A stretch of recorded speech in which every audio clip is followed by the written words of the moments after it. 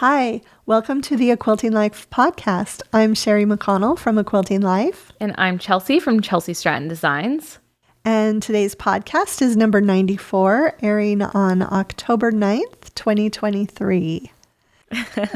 Can't believe it. We've just been talking this morning before we started taping. The weather has cooled down. We've got all the fall vibes and things are good where we live. I'm going to start out with our podcast sponsor, Cozy Earth, who is once again sponsoring today's episode.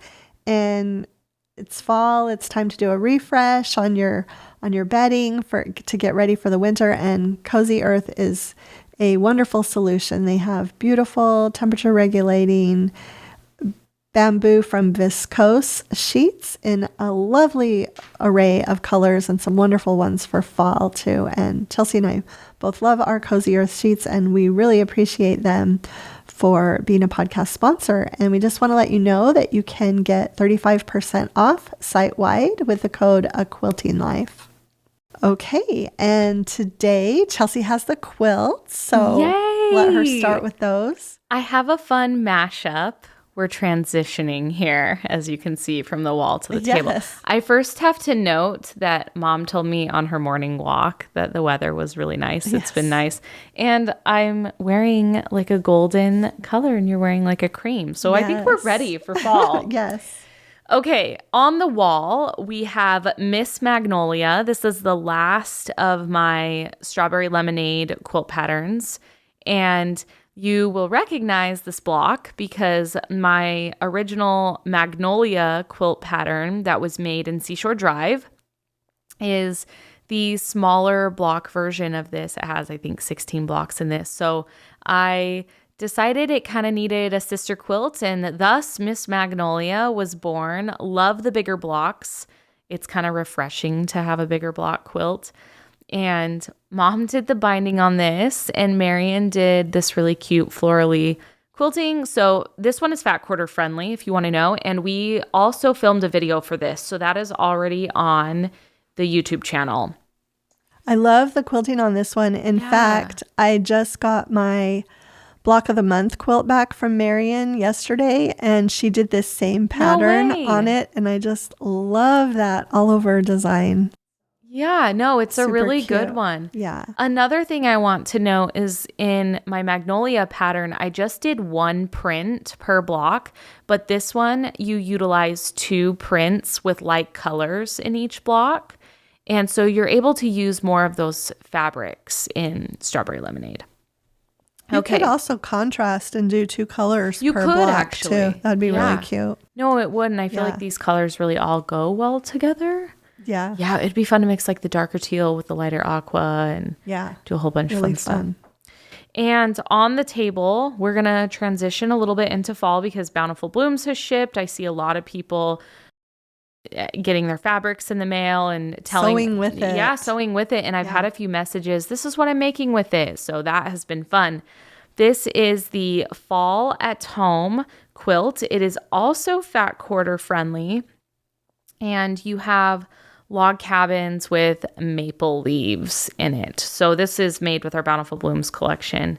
And Marion also did the quilting on this one. I love seeing Bountiful Blooms out in the world. Oh yeah. It's a lot of fun. People are loving it. Yeah. In fact, speaking of Marion again, when she was quilting my block of the month, she messaged me, "What pattern is this? I have to make this." And I always feel like if Marion wants to make one of our quilts, the quilt has passed the test, right? Yeah. But so she told me she's going to make it in Bountiful Blooms. And so I can't wait to see that in Bountiful Bloom. It's just so much fun to see everyone enjoying it. Yeah, she's always complimenting that we added the blue that we did in this one. She really, really loves that. These are her colors. Yeah, for sure. So Miss Magnolia, Fall at Home, fat quarter friendly today. Yeah. And I will say this, I already switched out my quilts in my house. I did that. I finally put all the fall quilts out, which was exciting. I've been doing that too. In fact, you might notice behind Belly, I've got my fall dash. Yes, she does. One of my faves. I've actually got another couple walls in here that don't have fall quilts yet, but they will soon. I have no doubts half that the you wall. will. We will wake up and be bombarded with fall quilts. I have more that I want to make now that we have Bountiful Blooms too. Yeah. So anyway, okay, we have a package to share today. And Chelsi and I have actually already looked, remember? Oh, yes. Yes. So, but Billy doesn't know. But it was a while. We weren't ready to film. Yeah. It actually arrived right after we filmed last time. Darn. Remember? Yeah. So anyway, I'm going to bring this up.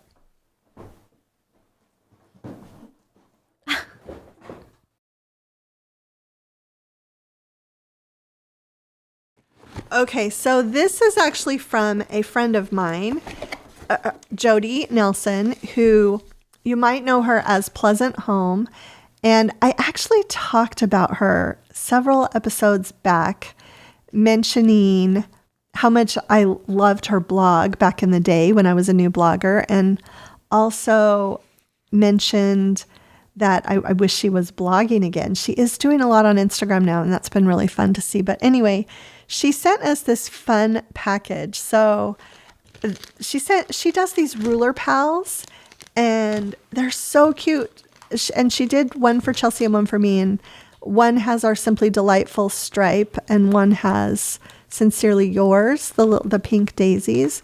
And they're super great because, if I can open the bag, they have the fabric on them to decorate, and then they also have little feet. I didn't even notice that. Yeah, so they'll sit up on your table, and you can stick your rulers in there. I mean, you can never have too many ruler holders. So I'm fine with whichever one. I don't know which one. I'm fine too. I'm like super impressed by this. And they're so well made. They're beautiful, and it's embossed.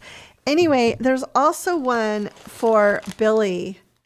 And I don't know if you want to walk that over to him. I forgot about this. Yeah. So, and I was trying to think, like, Billy, you could probably use this for other things that you want to, like, stand up. Oh, wow. It's a Seattle Mariners ruler pal. Well, I'll pull it out and show it to the camera as well. Okay. Yeah. So I was trying to think, like, there's got to be, like, something else that you could probably use it for. Okay. So here it is. It's a good thing Chelsi just jumped over here because we realized my camera wasn't on. So Seattle Mariners, and yeah, it has the park on the back and everything. Hopefully that can be seen there, but that is awesome. So thank you so much. And wait, Mom, you had some suggestions for what I could use it for. I mean, you obviously don't have quilting rulers, but I have actually a picture frame that's kind of like this, where the picture stands up, like there's a piece of cardstock behind it. And so you could use it for a picture. Yeah. Well, I'm also looking at it, and I could put like index cards or any type of notes or anything like that on my desk. Yep. Or even here when I'm out here working. Yeah, and that does, I know you guys have a quilt on your table, but that sticks really good. Well, that's not moving at all. That's awesome. Thank you so much. Yeah. That is so there's cool. More. So what? Jody, yes. She also sent for my husband this Captain Rick's seasoned rub. We were talking about smoking one day, I guess. And her brother-in-law makes this seasoning. He's also a firefighter. And so she sent that along. So the next time we do some smoking out there with the grill, we're going to use this rub. So really excited about that. Yeah, when we were talking about like summer traditions and holidays, that's when we were mentioning how Dad got the smoker and everything. You remember that episode? Oh, that's right. Yeah. Okay, so there's one more thing. You want to take that over to Billy again? Holy cow. I don't know. Chelsi and I did not open this, so we don't know what this is. This one we don't know. So I guess Billy's going to have to figure out. Wow. But it's Seattle Mariners fabric. I can see that too. Okay. So, and it looks like there's a note in there. Okay, there is. Bowl koozies. Oh, it's a bowl cozy. Yeah, or cozy. Okay. Okay. So you put. Okay, why don't you explain what it is? I'm not sure. So when you when you heat something up in the microwave in a bowl or something and it's really hot, or even if you just put really hot super chili in a bowl, that makes it so you can carry the bowl without burning your hands. I see. So You can use it when you watch the game tonight against us. yeah, so those are super nice. Wow. Yeah. That is so thank you. cool. Is there just So one much. or are there two in No, there? yeah, there's 2 of them. Oh, nice. So 2 different sizes probably. So from Jody. Wow, this Yeah. is like, you didn't need to do that. This is amazing. Yeah. Thank you, Jody, very much. Let me just say something real quick too, because when I came here today, I actually changed my shirt. I wore a Seattle Mariners shirt when I came here as I was setting everything up because Chelsi just mentioned it. The Mariners and Astros, when we're recording this, play tonight. It's a really big game, actually. Whoever it's wins big. tonight's game, which this will be long decided when this airs, but We'll move to, yeah. it'll give them a big advantage to make the playoffs. Yeah, it would make it more difficult for us to be in a position that we want to be in if we lose tonight. Yeah, and same with us. Yeah, So same for Billy's team. it's either way, the season wouldn't be over for either of our teams, Yeah. but it would really make it a lot nicer Yeah, whoever gets this win. So yeah. me and Chelsi didn't really talk about it. I don't know. Did you even notice I was wearing that shirt? I did, but I'm very superstitious, as you know. Can you guys believe it's been a year since we started this whole thing again? Yeah. Like, it's really crazy. So I didn't really say anything because I'm superstitious, and we lost the game last night. And yeah, my husband and I were not happy, like, with the game. So I knew today it was going to be a big deal. And we're really funny because we just kind of are like, oh, hey. Yeah, we didn't mention it, but now that I got all the Seattle Mariners gear, All the Now he's Seattle. got all rep in Seattle this morning. I mean, this is sort of the last thing Chelsi wants to see right now. Right. On this day is all my awesome Seattle Mariners gear. Yes. His But I'm merchandise. super happy about it. And this will get me more pumped up for the game tonight. Yeah. Yeah, it's scaring me because it's bringing these good vibes to him, I you think know? it is.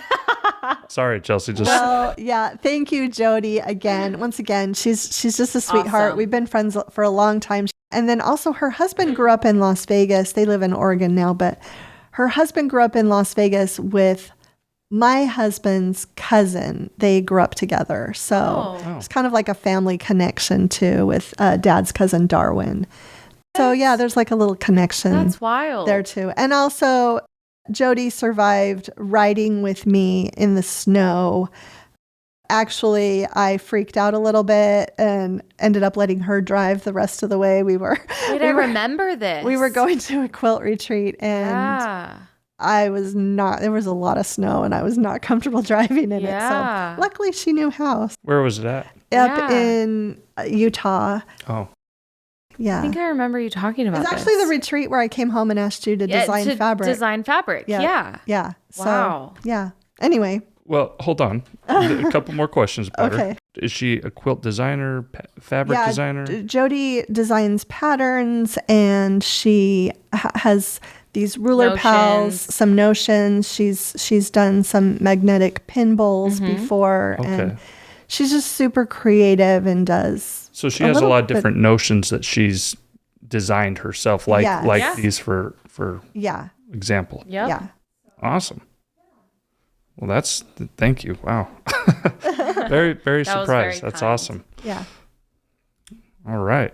And then, wow, yeah, that was quite the package. Yeah. I told you we needed a little extra time there. she did. Yeah. So we're not going to do a listener quilt today. My mom Yeah. said, this package is going to have some stuff in it. I said, oh, okay. Wow. Thank you so much again. I do want to mention something actually, while the camera's on me now and we're not talking about the other stuff, can you say the name of this quilt again, Mom, behind me? Yes. So that is Fall Dash. And it was actually on the cover of American Patchwork and Quilting several years back. But I have a separate pattern for it now. And we just Yeah. did a video on that as Yeah. well. So I'll have that linked in there as well. Yeah. Oh, we did the mini because I created that mini wall hanging, the mini Fall Dash. But you showed this one And in I that showed video. this one in that video. Yes. Yeah. Okay.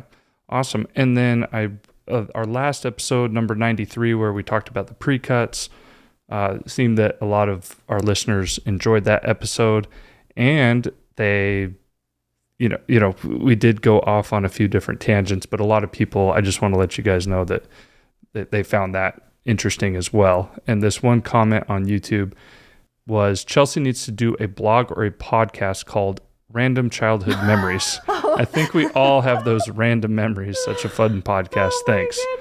And someone else said, we love the extra stories and the digressions. Never apologize for them. They are what makes your podcast stand out. So that's good to hear. See, guys, it's okay. Thank you. Because actually, Dad listens to all of our podcasts. All of them. He watches all of them. And so he actually didn't listen to the last one until yesterday. And I walked in and it was right at that point. And he was like, what is, and I'm like, oh, you got to, but I realized how long the digression was. And then I thought, oh no, I hope people didn't mind that. So this comment was perfect. Yeah. So thank you guys for being so patient with me and us with my little tidbits that I go off on. Yes. Well, and the whole Stanley Cup story as well. A lot of people found that hilarious. People thought that was hilarious. I did show that to Isabel. She thought that was funny. I did find out, no, she has not yet got a Stanley Cup. So, okay. Yep, I'll be looking for one soon. But yeah, that a lot of people thought that was funny as well. That the confusion and then the second level of confusion that Chelsi didn't understand as well until we all got on the same page. Yeah, it was. So I just wanted to share some of those comments that have come out since that's been released, and hopefully we can have another really good podcast today. Yeah, I really like these topics. I actually came up with them. She did. Kudos to Mom. I was just doing trying to make sure I had the rest of the year kind of mapped out a little bit, and I came up with a bunch. But when I sent the topics, they were very general, and Billy came up with some really great questions to accompany I just came up with a topic, and then he came up with the questions. So really like this. So I don't know. Do you want to kind of give the intro to it? Sure. Then? Yeah. Okay. And a lot of times I can relate to especially a topic like this. So my mom sent me a couple topics called, one was discussing quilting fails and also overcoming your inner critic. And I think that relates to a lot of different things, a lot of different hobbies, a lot of work things. People are critical of themselves, and we also all make mistakes no matter what we do.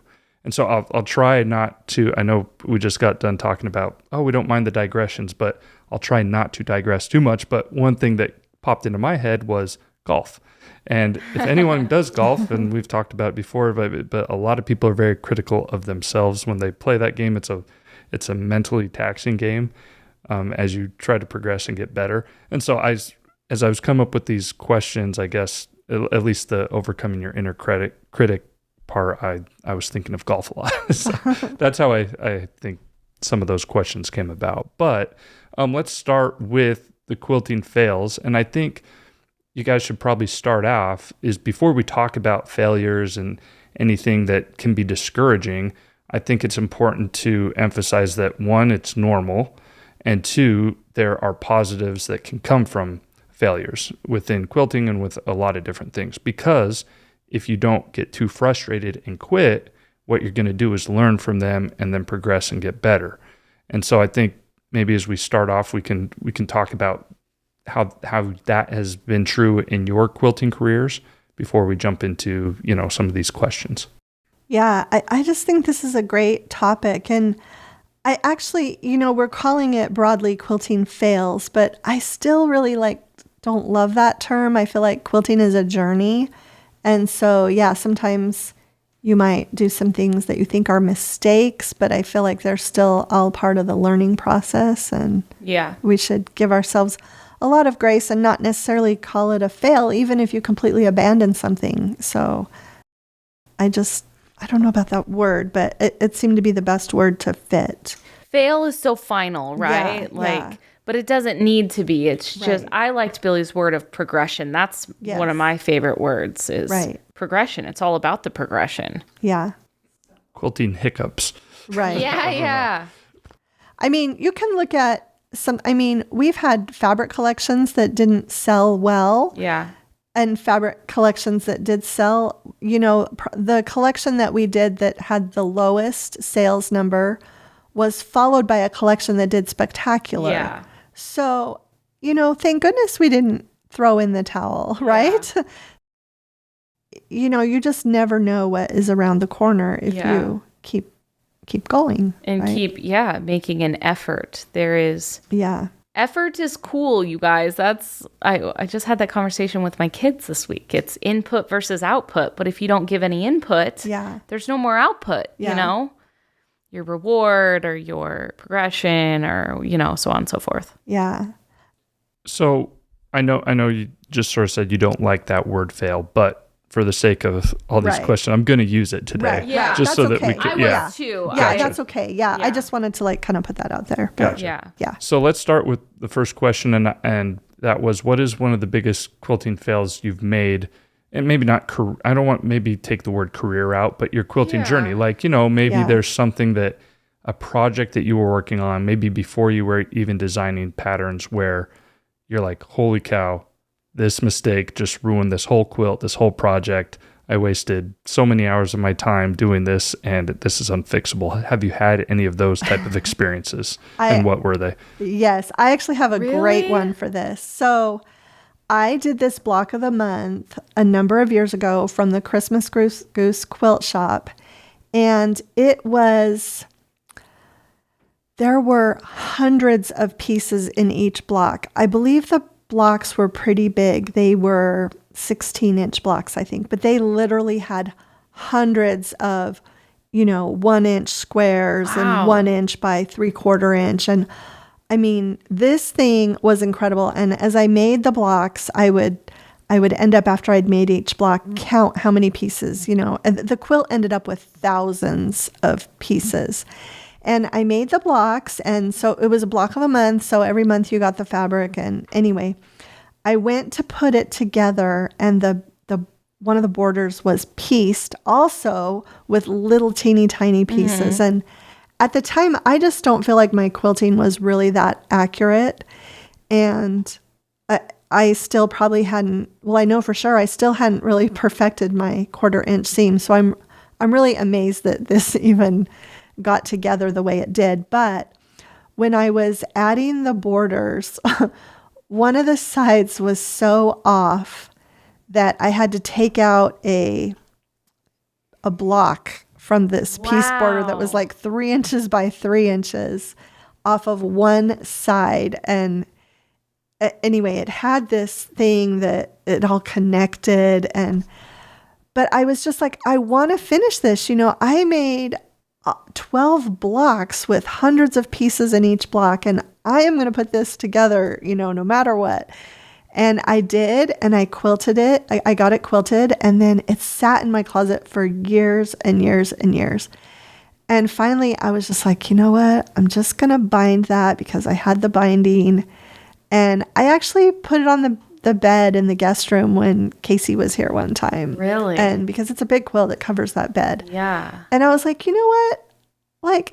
I used that quilt, and it's okay now. It doesn't, if you look at it, it looks gorgeous. But if you look real, and somebody that I talked to about it was like, nobody's going to know that little piece is missing. But I know, but you can actually put it on the bed so that the piece that's missing is on the part that you don't see when you walk in the room. Yeah. And it's a beautiful quilt, and thank goodness I didn't just throw the blocks away and not put them together. So I've always been really glad that I did put that together. And I really did learn a lot from it. It's still usable. It's still a quilt. It's still beautiful. Yeah. So, but yeah, it was really off. So. Well, is it okay if I go ahead with mine? I have this box in my closet, basically dubbed the quilt fail box. And this is the beginning of my quilt journey. And I think when I first started, I went like 1,000 miles per hour, and I was sewing up quilts as quickly as I could because I wanted so badly to learn about the process. Well, all of those quilts are folded up. They're just tops still in this box. And I had one like that where at the end I was like, wait a minute, this block is like sitting below these other blocks. And I'm like, this can never be seen. Nobody will ever quilt this for me. And It's awful. And I don't know why I can't do what you did. I can't even, I'm so terrified of like taking these to a quilter from my very first, year of quilting. And this was long before I started designing quilt patterns and everything. Right. But I just can't. That to me has been so hard. And they're just like sitting there. And my husband is like, that box is full of quilt tops. Crammed in there of quilts that have like serious mistakes, and my 1/4 inch was not on, and I'm like, well, on to the next quilt. Right. But here's the thing, and I like the next question because it's like, what's your takeaway from this? And it's that I didn't quit. Right. And now look at my piecing. Yeah. And it still was a journey, and now Right. I'm like really confident in my piecing. I think it looks beautiful. Look at all these points. I know. Yeah. But this is not how it started. You know Right. how you have those videos online that are like how it started versus how it is, whatever. And that's kind of like me. I need to like do a video like that. So I do. I have a full box of them that I don't. They're just going to sit up there forever. Yeah. I have another quilt. It's actually in that guest room on the one on the wall by the window. And that one was one I really wanted to do. It had all these little embroidered parts and then pieced blocks mixed in. And there are some big mistakes in that quilt too. Some points that are just chopped right off. But I love displaying that quilt. And I had it custom quilted because of the embroidery and stuff. Yeah, but of course. I love that quilt. It's part of the journey. And no, the pieced blocks aren't that great. The embroidered blocks are probably better than the pieced blocks. And I'm not that great at embroidery. So yeah, I feel like it's just the takeaway is, it's a journey. Keep going. What was the mistake that you made, Mom, in that first quilt you talked about? Is that something that you like never repeated again because you learned from it? Or was it just something that happened accidentally, I guess? Well, I think it was just that my 1/4 inch seam wasn't off. And with that, when you have thousands of pieces in a quilt and your 1/4 inch seam is off, you're bound to have it not the right size. Yeah. Is there anything that could have prevented it from happening had you caught it earlier, or was it that you just caught it too late? Yeah, I feel like probably when I was putting that together, I was better because I think I waited a whole year after finishing the blocks to tackle the border. And so I was probably a little bit better. Wow, you really went back to that. Yeah, I did go back to it because I feel like I had spent all that money on all those blocks. And they were pretty pricey because they were big blocks, For the record, I did repeat my mistakes, as you could see in my box of quilts. But that is just a phase. So that's my question though. So if it was just not, I don't know enough maybe to ask the best questions, but let's say your 1/4 inch seam allowance was off, right? Yeah. Or something like that. And you noticed it, and then you tried it on another quilt and you messed up again. Like, do you think you were still improving a little bit, or were you just doing the same thing over and over again and couldn't figure it out? Or was there progression being made, even if it wasn't perfect? I would say there was progression being made. I think, once you realize like, oh, my 1/4 inch seam is, and I would call Mom and just say, what is wrong? And she's like, well, did you check your 1/4 inch seam? Oh, okay. Awesome advice, But yeah, I would say there was probably progression in each quilt. Okay. Well, and I feel like it's a challenge that affects a lot of quilters because a lot of sewing machines don't have, it might tell you that you're sewing a 1/4 inch seam, but it's not really a 1/4 inch seam.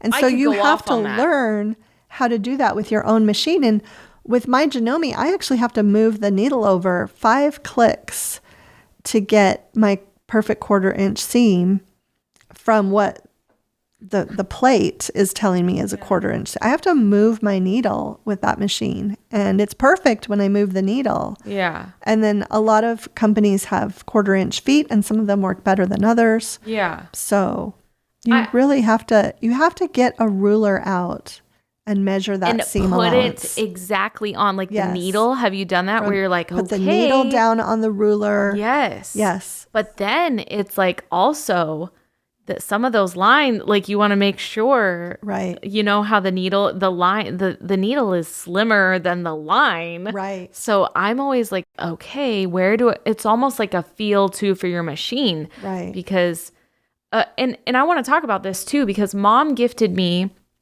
a sewing machine, and then Vanessa Gertzen of Lella Boutique was like, hey, I have this extra, Juki. I bought it for my daughter. It didn't, work out. And I was like, I'll buy it from you. And to me, that actually changed the game for me. I love my Juki. I love that it's powerful. I love that it's fast. I love that it gives the best straight line ever. And I know that thing, like, it is like my sister, you guys. Yeah. I'm like, we're best buds, okay? Yeah. But yeah, I think also knowing your machine and yeah. 1/4 inch, it does so much for me. That's the main thing. And also, I'm just thinking, I've taught classes before where a student might have her 1/4 inch seam perfect, but she's using, and I believe in the old adage, waste not, want not, and, use up what you have. But I've seen women sewing with thread that is so thick that it's affecting that seam allowance. Yep. There is older thread that is really too thick. It shouldn't be used for quilting. Yeah. Yeah. Yeah. So something I wrote down as like a note for beginner quilters, or a tip then, is that give yourself that learning curve to learn your sewing machine, it sounds like, because they're all different. Right. And things aren't going to come out perfect until you learn how to use your machine better. Right. Like you said, Mom, you know exactly where to move it now, so it's always going to be that way. So don't be hard on yourself, because there's going to be just a natural learning curve to figure out how to use your machine properly. Is that fair to say? Absolutely. Yeah. I think something I really admire about Mom is I have been really, really lucky at first to have gone with her where she was teaching a class somewhere. And so those were really, really good opportunities for me. And there would sometimes be women in the class who their block was off or something was off. And I loved the interaction with Mom and these women who were taking the class, because she was like, everything's fine. This is great. This block looks great. And, maybe this next time, do this. And that's what I like about you, is it's never like this. Well, it's over. Yeah. No, right? It's like such an uplifting experience. Oh, and I appreciated that, because I was still learning things when I was traveling to these classes with Mom. And I felt there was a retreat we went to where I helped you sew those quilts for the book. Oh, right. And that was like, I never admitted this, but that was a moment of my mom trusts me enough to help her sew a couple quilts of the blocks for her book quilts. I was like, this is a moment. Yeah. This is like a mother-daughter moment. It was really cool for me, because she's always been really patient with me when I've had a question. Oh, thanks. I'm glad. Don't tear up or anything. No. Like, I feel like, I never want to be like the quilt police when I'm teaching, So it's just discouraging. And I do like asking students, because I'll tell them, how much does this bother you? I can help you make it perfect. Yeah. Or, sometimes we measure the block and it's going to still work. Yeah. Or you can leave it as it is and I'll show you what to do next time. It's up to you. Yeah. I don't ever want to say, get out your seam ripper, because, occasionally, and usually when I'm teaching, if something needs to be ripped out, I usually offer to. She totally does take it out for them so that they can just start again. Yes, I've seen her sit in class and get her just go like speaking like it's just normal and healthy, and I love that too, because I'm like, oh, she's like helped take away a little bit of this frustration, and that's So are there any of those other questions though that stand out that you think that that you'd want to address? Where, like, we talked a little bit about it, but is that how you feel that you have progressed as a quilter, by learning mistakes? Are there some that you remember making in the past, maybe not major ones, but big ones that you're like, okay, I need to figure out how to do this better, and then either being taught by someone else or figuring out on your own? Well, for me, I feel like other than the 1/4 inch seam, I feel like just working with bias edges was something that I really had to, respect the bias, because you just don't realize how much the bias. Yeah, you just don't realize how much that can affect your quilt, and also pressing correctly, and so that you're not using your iron to induce problems where you had a sewn block that was perfect, but then your iron took it away. Pressing was huge, and I'll never forget the conversation Marion had with me. She talked to me about pressing, and she was so kind. She sees everything, every mistake I make because she's quilting it. Yeah, and so I really am grateful for her, because I think sometimes she maybe was like, do I tell her? And I was always grateful because I feel like it made me a better quilter. Right. And with the pressing was a huge one. On my original Hearts at Home, she was like, you got a little wavy on this because you're like pressing out with all your strength. And I was like, oh yeah, I did notice that. And I even had one recently because I was sewing at 3 a.m. It was we both know about. We were like, oh no. Well, this is going to make you feel good. I had something that Marion mentioned to me recently, and I know why it happened, and it was because it was the block of a month, and I haven't written the finishing instructions yet. I was doing the math in my head, and it's a pieced border, and and Marion was like, I just noticed, and I'm like, yeah, I knew that too. I should have stopped. I should have, it's going to be fine when I have the pattern ready, because I've got the computer and I've got a calculator and I, have my notes. But I was just going from trying to get it done as we do, and so that I could get it to her. She's so patient with us. So patient with me. It shocks me to hear that you have made a recent mistake like that. Mine was a lot. It was sometimes if I'll have a block that is bubbling, I'm like, I know Marion is just gonna plaster that. She is gonna take that quilting and make it so dense that nobody will ever know. She saves me so many times. She's wonderful. Yeah. I do want to end with one thing on this topic, though, is their creativity is obviously something that's very, very important to us. And going back to the little girl that drew all over her parents' white walls, I am grateful they did. I mean, there was some scolding, but there was not they did not do it in a way that stopped me from creating. So don't let one thing or even a few things stop you from creating, because my heart mourns for the creations that don't come about because maybe you're afraid, or maybe you're hesitant, or maybe you think, oh, well, I could make that mistake again. Or so just keep doing what you're doing, and it's going to be amazing. And that's why I like this community. So progression, guys. Yeah. It's okay to make mistakes. Right. So then off of that, when are you going to get those projects quilted? I don't know if I can. Why no, not? That goes against everything I just said. Exactly. So, I mean, here's the thing. Chelsi comes in usually before we start recording and talks about one of her daughter's soccer games.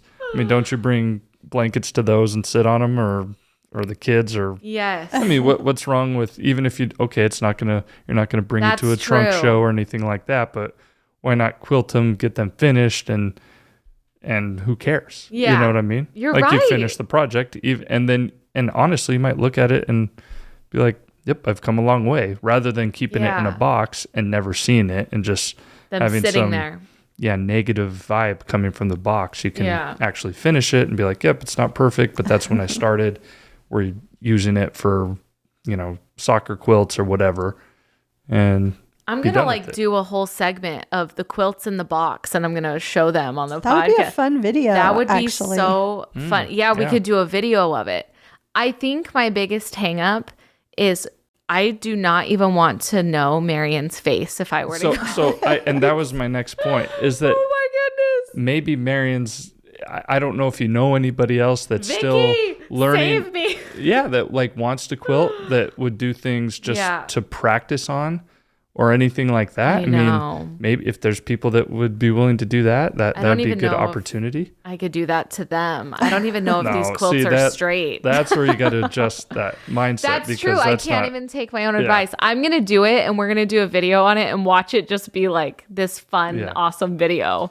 Well, and thinking of that, I do have this quilt that Grandma made that she made it later in her life, and it's very bad because, she was starting to not be able to see as well probably. And I've actually talked to Val about, because I really would still like to get it quilted. And Val said, bring it and we'll get it quilted, even though it's Val wavy. Is the best too. Yeah. So, but then another thing I thought of was, I just read recently, it must have been Joanna Figueroa. It must have been on her blog. She must have talked about her first quilt. And she mentioned something like, nobody's ever going to see this quilt. It's never going to see the light of day. Even she is it's in a closet and it's not quilted, but she still has it. And and she says this quilt will never see the light of day. Yeah, something like that she put on her blog recently. That is so funny. Yeah.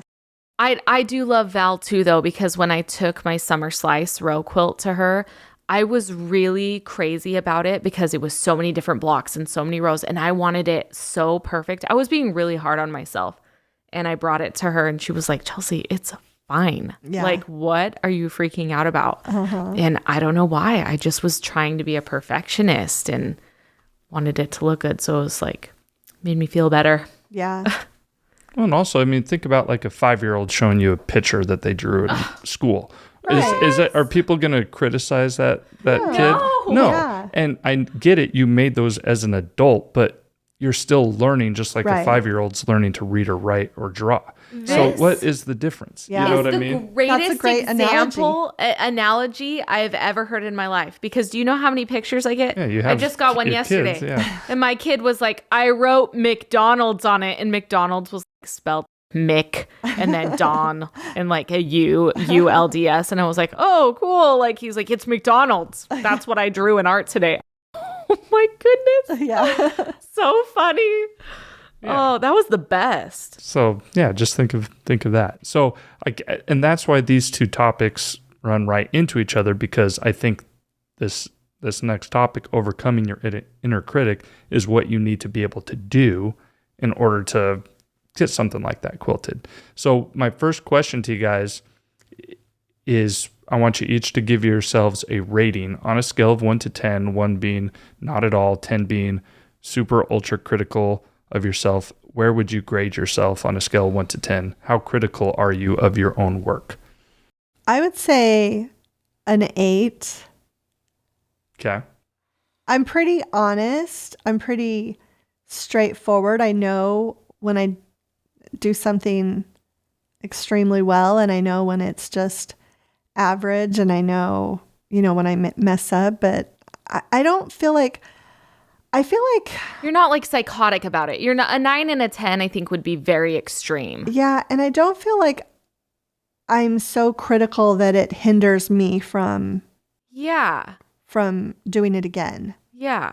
Because I know some people are so critical of themselves that they can't do anything. Like they try quilting and they're not good enough at it at the beginning, and so they give it up. Yeah. So I've always been grateful that I haven't been that critical to where I don't keep trying. So, but yeah, I'm pretty realistic about stuff. So I would say an 8. So I was going to say, because I'm definitely not nonchalant about it. Mm-hmm. I would say I'm like a 7 or an 8, because I feel like my mentality sometimes, and you've seen me do this with the quilt recently too, I'll be like, well, it's fine. It's done. Like, I feel like my brain is like, I could get so much anxiety about it that I'm like, I either will be hypercritical and move up to like an 8 or a 9, but then I think it's healthiest for me to be like, it's fine. Yeah. I feel like that's the stage I'm finally at, because I really feel like this year, if I've learned anything, it's if I'm doing my best, if I'm doing the best I can, I need to that's healthier for me. Right. Does that make sense? Yeah. I just feel like I'm in a different headspace these past few months. It's been healthier. So I'm actually reading a really good book on this topic, and it's called Build the Life You Want by Arthur Brooks. I'm exactly 38% of the way through because on the Kindle, it tells you how far. Oh, your Kindle tells you. So, and I read a lot of books on this kind of topic, and this is one of the best ones I've ever read. I have already had so many actionable, helpful takeaways from this book that I am just loving it. But a lot of it is on how not to be so critical of yourself. Yeah. And I am That's just super counterproductive in your life. I am just loving all of the insights. And he's a Harvard professor who, he kind of melds the research with real life examples. And it has just been so good. I am really happy with this book. And it's really helping me kind of think about not being too critical on myself. Well, and so that was my next question, is that, how do you think it is a good thing to be critical of your work? I mean, I think that is important because it is going to help you progress a little bit. You want to find that sweet spot, right? Where you're not overcritical to where you quit, or you're negative on yourself to where you hurt your own mental health or just give up. But you also want to be critical enough of yourself to where you do get better and you try new things and you learn, right? Yeah. And I think that's a really important part of that is trying to find that sweet spot. I don't know how you can actually do that other than, stay humble, but also don't beat yourself up. Yeah. Right? Yeah. It really is a sweet spot. So can I go first really quick? Because I have all three of my kids are in sports. And right now is soccer season, like we mentioned earlier. And I have been listening to a lot of like positive reinforcement podcasts about like kids and sports for athletes and stuff. And I listened to one that was talking about how one of the most important conversations that affects your child is in the car ride home after a game, whether the game they lost it or they won the game as a team or whatever, and how that time that you have with them, maybe it's even driving home from school, it may not even be sports, that those conversations are really important. So we've been doing a lot of like constructive criticism and positive reinforcement, and we have seen improvements with our kids in their behavior and just also recognizing that they're kids. And so I feel like doing that with myself too. If you beat yourself up, your inner critic, right? Have you guys seen Emperor's New Groove with a cartoon with the little, the people on his shoulder? And sometimes I feel like that's me. And sometimes I'm like really, really hard on myself, and it creates this negative atmosphere that isn't beneficial to anyone because sometimes it projects, So positive reinforcement and constructive criticism, because I do believe that there's always room for improvement, if that makes sense. Yeah. No, I love that. I was actually kind of thinking about this as when I was teaching English too. I had students that came to me who, just thought they were terrible writers and that there was no hope for them based on comments from previous English teachers. And it was so sad because I have several that I can think of, but this one young man in particular, he really did not think he was a good writer. And he ended up being one of the best writers that I ever taught. Awesome. And it was just because of the negative things that had been said to him. So I think it's really important to think about other people and not be critical of their work, especially their creative work. Yeah. That, because I would never want to be, and I'm sure I'm sure there are times when sometimes you just have to say, this is not correct. I mean, I'm thinking of, an English paper that had a ton of grammatical mistakes. Yeah. You just have to say, no, this isn't acceptable. Yeah. But I think it's really important to just think about how we are reacting to other people's. Well, I mean, you need a community. And I know you two, it Yeah. helps that you guys are partners and work together and you guys see all of each other's works. And Marion, Val, they're part of that, Vicky. But, for other quilters also, I guess that's what probably guilds really help benefit for as well is, so if you are struggling or you have this other community of quilters that can help build you up, help you with something that you're struggling with, right? And just tell you, hey, that looks good. That sometimes I bet just compliments go a long ways when you're creating these different works.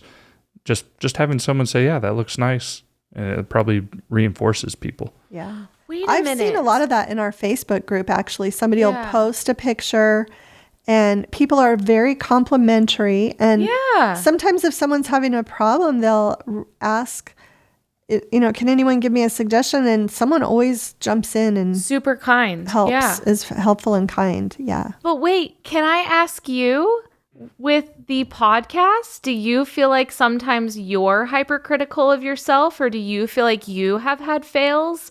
Like, I know that you podcasted before. Yeah, I feel like you're a part critical of this. About the sound sometimes. Oh, yeah. Oh, does it bother you? I'm probably closer to a 10, 9. Really? I go pretty. I know. I come out here. We record this, and and I already know. I overthink a lot of things, and I'm way too particular. I think people want to hear what you guys have to say. None of us are professional, like we're not going to have communication majors in broadcast journalism or anything like that, right? I learned how to do this all on my own. Yeah. You guys are just sitting here talking, but yeah, I do go too far with like the technical stuff, but it's just the way I am, I guess. But I know that sometimes, and sometimes I try new things to try to make my life on the editing side a little easier. But at the end of the day, if it doesn't meet my standard of quality, it does bug me a lot. And so I probably spend too much time. Isabel tells me this all the time too. You're too critical of different things. But I don't know. At the same time, I still like it because I like seeing, there's a problem here and I want to fix it and I want to make it sound good without, re-recording it or whatever. So is that why you brought the new mics? It is. Oh, see, well, so the mics my mom and sister have they're from my house in Vegas, and I've used those at home and everything, but I brought them because they are better mics, and I don't know why I never did it before, but I'm hoping that this will actually make my editing easier. And from what I'm looking at on my screen, I think it will. Oh, good. I think there's less bleeding from one mic to another because these mics are higher quality. So that was my hope. That's actually to help me. That's so funny you brought him for today's podcast. Yeah. Billy is particular, though. Sometimes he will write down, you guys said this many times. You guys said this many times. And so we're always like, okay, we can do it. Yes. And then sometimes we slip up. Yeah. Well, that's part of it. I want to make sure that makes your life I listen easier. to a lot of podcasts, and you can tell, and I've listened to people that come from a radio background that did it professionally, and people like us that did it just started up on their own. There's a difference. There's a difference between a trained radio professional and people like us. No offense to us, but we don't speak as clearly and concisely as a trained professional. Yeah, and so for sure. but in the editing process, I can make us sound more like that by taking out some of those filler words that are important. So. I did actually quit listening to a podcast because the woman said so many times. much that I could not continue. I liked her content, but I had to. It does make it difficult really to listen bad. to sometimes. Yeah. Mm-hmm. So it is an important thing. Yes. Do you think that's because your brain recognizes that that's not appealing to listen to? I don't know. That's very interesting. Yeah, and I don't know if it's just because Billy has mentioned that to us. Maybe we're hypercritical of it because. Yeah. Yeah, but when you edit things, just like when you go over through quilting, you look at every little stitch and every piece. You're gonna notice things that maybe other people won't see it from afar. Like when I see your quilts, I'm just like, okay, I take it all in. I'm not right there and seeing every little maybe mistake that was made or anything like that, right? Somebody did come up to me Monday and they said it was really cool, like the quilting and everything. And they also said they think it's cool that you do the podcasting thing. They were very impressed with you. Oh, good. You fished with him once, so FYI. Well, I think this was a good episode. I hope that anybody that really struggles with this can really find a way to not be so critical of themselves to where it keeps you from yourself enjoying. some Give grace. yourself grace. I love that saying. You know who I'm thinking of. Yes. And the thing I mentioned at the bottom, I think that's the most important thing, whether it is quilting, whether it's golf, whether it's my editing. Like, why did you first get into this at the beginning, right? Whether it was you wanted a new hobby, you did it to relax, to create something. You probably did it because you thought it looked fun. Like we sort of, as humans, we sort of seek things that want to bring us happiness. And so we're not just going to do something because we're going to hate it. If we don't like it, then we probably wouldn't continue on with it. So wherever you started at, try to go back to that mindset of, I started doing this because it looked like fun. I was having fun with it. And then at some point that changed, but I need to go back to where I began. Yeah. Yeah, I really like that. I love it. Yeah. It was a good podcast episode today. It's a very deep topic that we could probably do like 3 hours on, but we don't want to do that. But there's a lot to get to it. I'm sure there'll be a lot of good comments letting us know, things that have helped other people as well. Yeah. And I think this is a great time of year to talk about that because, things are about to get really busy. We're about to entering fourth quarter. Right. And we're making things to give as gifts and we might be worried. So great timing, I feel like, for this topic. Yeah. Okay. So our next podcast episode airs Monday, October 23rd. That's actually my sister's birthday. Yeah. So that is exciting. And I thought today's topics were very good. Yeah. Thanks so much for stopping by.